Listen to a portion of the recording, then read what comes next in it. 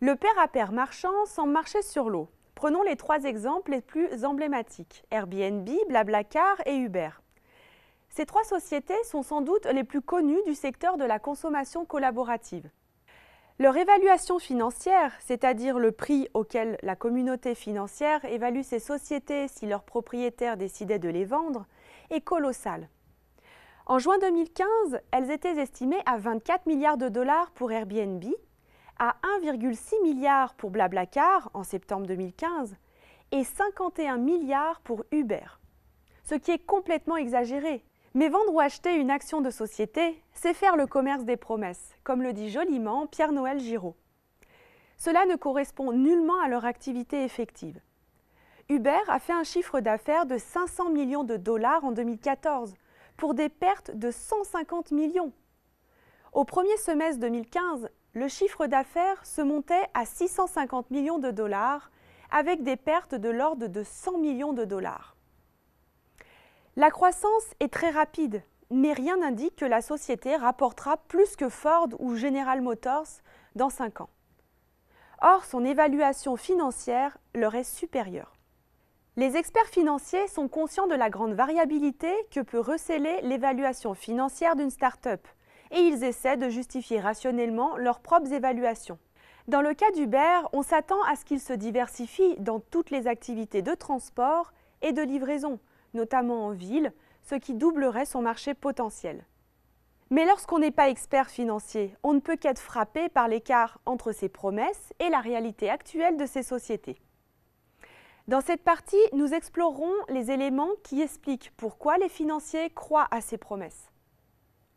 Alors que le pair-à-pair collaboratif mobilise les valeurs de partage et de réciprocité, le pair-à-pair marchand fonctionne sur la logique des start-up mises en place dans les années 1996 à 2000.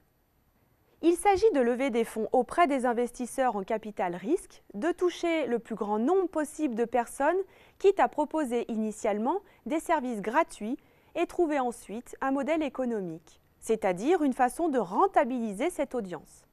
Dans le cas de la consommation collaborative, l'audience en question est double. Il y a chez Airbnb, Uber et Blablacar à la fois des prestataires et des clients qui entrent en contact via la plateforme. Mais celle-ci, au lieu d'être l'émanation de l'intérêt collectif de ses membres, cherche à s'engager le moins possible.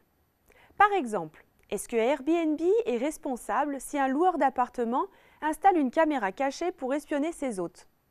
Le cas s'est produit récemment et la justice n'a pas encore tranché. Quoi qu'il en soit, nos 3 licornes ont réussi à créer leur modèle économique, essentiellement en prélevant une commission sur toutes les transactions qui se nouent par leur intermédiaire. Celle-ci est de l'ordre de 10 à 20%, mais peut-être beaucoup plus élevée. Une autre caractéristique de ce pair-à-pair marchand est la volonté de la part de la plateforme de centraliser tous les flux d'informations et de contrôler tous les comportements qui naissent à l'occasion d'interactions entre ses membres. Revenons à nos 3 sociétés licornes. 2 d'entre elles sont dans le domaine du transport, la 3e dans celui de l'hébergement. Est-ce un hasard ? De façon corollaire, l'ubérisation qui risque d'affecter de nombreux secteurs de l'économie conduira-t-elle à l'émergence d'autant de géants comparables à ces 3-là ? C'est peu probable. L'hébergement et le transport font écho à notre besoin croissant de mobilité, que ce soit en ville ou au-delà. Pour cela, le transport individuel est évidemment très pratique, mais il coûte cher, et partager un véhicule peut donc valoir la peine, mais il faut se coordonner. Internet facilite grandement cette coordination, car on peut entrer rapidement en contact avec beaucoup de monde. Que des startups l'aient compris n'est pas étonnant, mais 2 seulement semblent y avoir réussi. Uber permet le transport à l'intérieur des villes, Blablacar sur des distances plus longues. Uber utilise une main-d'œuvre dédiée et disponible. Ce n'est pas le cas pour Blablacar. Ainsi, les communautés d'offreurs de services sur Uber et Blablacar sont très différentes. Pour l'hébergement, le succès d'Airbnb s'appuie sur une logique elle aussi bien particulière.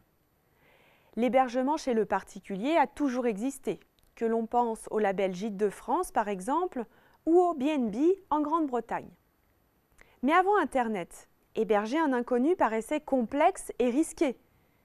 Airbnb a permis de centraliser sur son site toutes ces offres d'hébergement et en a suscité d'autres car les gens ont peut-être l'impression que passer par cet intermédiaire leur garantit un bon hébergement à un bon prix avec un minimum de sécurité.